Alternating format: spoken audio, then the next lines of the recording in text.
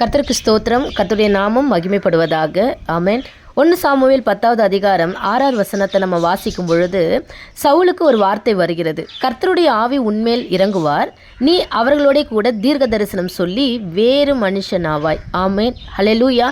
ஒரு மனுஷனுடைய வாழ்க்கையில் கர்த்தருடைய ஆவியானவர் வரும்பொழுது அந்த மனுஷனுடைய வாழ்வில் இருக்கிற எல்லா விதமான ஒழுங்கின்மையும் என்ன பண்ணாதுன்னா இருக்கவே இருக்காது. ஒழுங்கின்மையே அவங்களுடைய வாழ்க்கையில் இருக்காது, வெறுமை காணப்படாது, பலவீனம் இருக்காது. ஏன்னா அப்போஸ்தலர் 1:8 நம்ம வாசிக்கிறோம் இல்லையா, பரிசுத்த ஆவி உங்களிடத்தில் வரும்பொழுது நீங்கள் பலனடைந்து. ஹல்லேலூயா.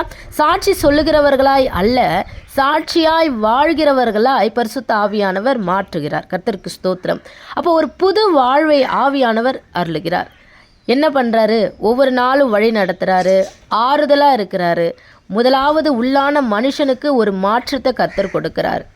அவன் உள்ளான மனுஷியுடைய வாயிலிருந்து புறப்படுகிற வார்த்தையில் கூட வேறு மனுஷனாக வேறு மனுஷியாக கர்த்தர் மாற்றுகிறார்.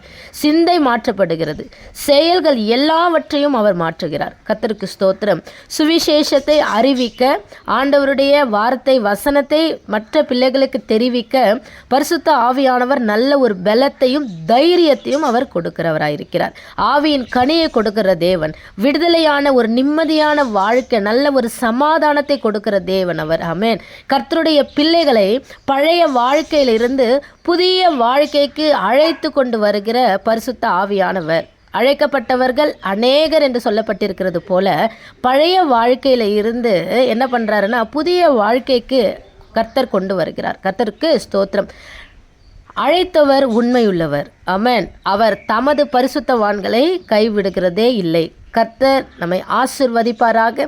பரிசுத்த ஆவியானவர் பேசுகிறதை, வார்த்தை வசனத்தின் மூலம் நமக்கு வெளிப்படுத்துகிற காரியத்தை, மறுரூபமான காரியத்தை நம்மை கண்டித்து உணர்த்தி பாவ வாழ்க்கையிலிருந்து விடுதலை கொடுக்கிற காரியத்திற்கு, வார்த்தைக்கு, வசனத்திற்கு கீழ்ப்படிவோம்.